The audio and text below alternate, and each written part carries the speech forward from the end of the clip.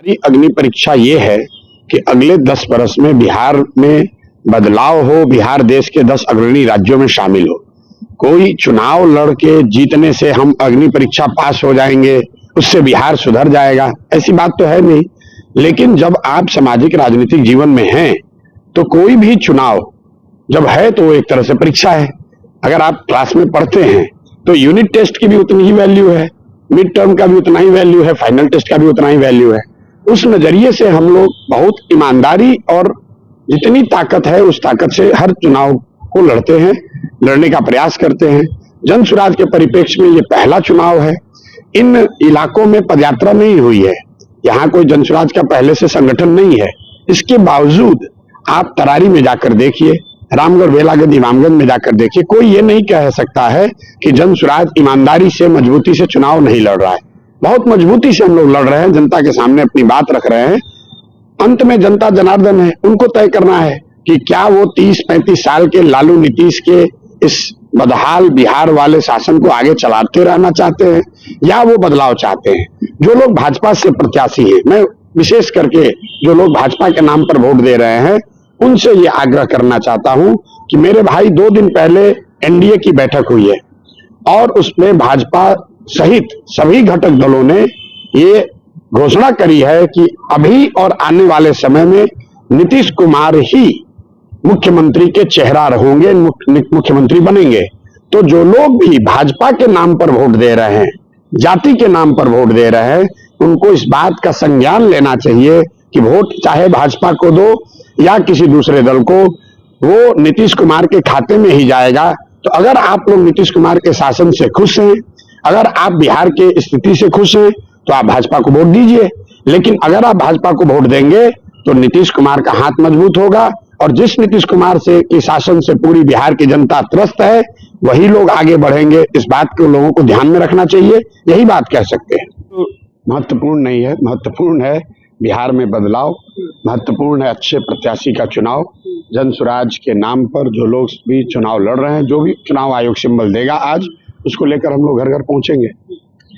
अभी एक काफी चर्चाएं हो रही है और पक्ष जो है आपके प्रत्याशियों को लेकर के हावी है और उनके क्वालिफिकेशन, एजुकेशन क्वालिफिकेशन पर सवाल उठाए जा रहे हैं, जैसे कि इमामगंज हो गया या फिर बेलागंज के प्रत्याशी हो गए। विपक्षी ट्रोल कर रहे हैं आपके उम्मीदवार, सिर्फ 12वीं पास से ही प्रत्याशी उतारे हैं, उनको हाईली एजुकेटेड व्यक्ति। देखिए, ऐसा है कि जो जन सुराज का मोटो है, जो स्लोगन है कि सही व्यक्ति और सही सोच का व्यक्ति और सब समाज के सामूहिक प्रयास, जो 3 बात है, सही लोग, सही सोच और सामूहिक प्रयास।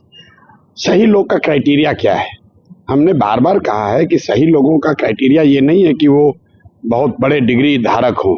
सही लोगों की क्राइटेरिया ये है कि समाज किसको सही मानता है, किसने समाज में रहकर कुछ काम किया है।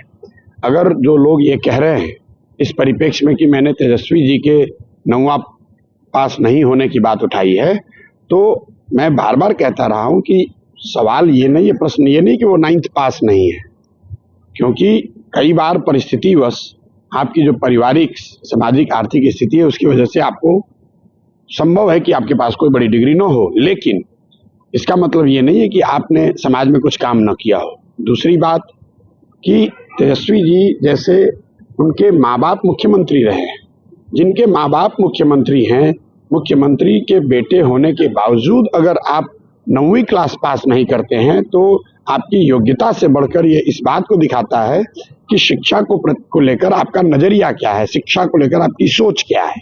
तो उन दोनों बातों को अलग करके देखिए। जो भी प्रत्याशी 4 खड़े हैं जन सुराज के, आप उनके बारे में समाज में जाकर पूछ लीजिए। वो बालू माफिया नहीं है, वो क्रिमिनल नहीं है, वो किसी बड़े बाप के लड़के नहीं हैं, उनके माँ बाप किसी विधायक मंत्री के लड़के बच्चे नहीं हैं, वो समाज के सामान्य परिवारों के लोग हैं। जन सुराज की पूरी ताकत लगकर उनके साथ उनको चुनाव लड़ा रही है और जनता के सामने एक पहली बार पिछले 25-30 सालों में एक विकल्प है कि वो राजद के डर से भाजपा को और भाजपा के डर से राजद को जो वोट देते रहे हैं उससे अलग हटकर किसी अन्य दल या नेता का चुनाव करें।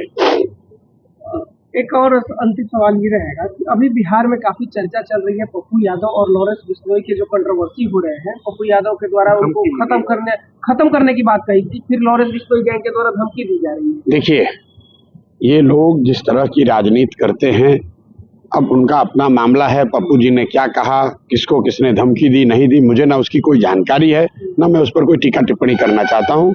पप्पू यादव जी सांसद हैं, वो सक्षम हैं सरकार से के पास अपनी बात उठाने के लिए, मीडिया के सामने अपनी बात रखने के लिए। सामाजिक जीवन में, लोकतांत्रिक समाज में मैं ऐसा समझता हूं कि हिंसा की कहीं भी कोई जगह नहीं है। किसी भी फॉर्म में हिंसा जो है वो सिरे से उसको नकारा जाना चाहिए। बाकी पप्पू जी स्वयं सक्षम है, मैं परिप्रेक्ष्य न जानता हूं, न मैं ये जानता हूं कि पप्पू जी ने क्या कहा है, किसने उनको धमकी दी है।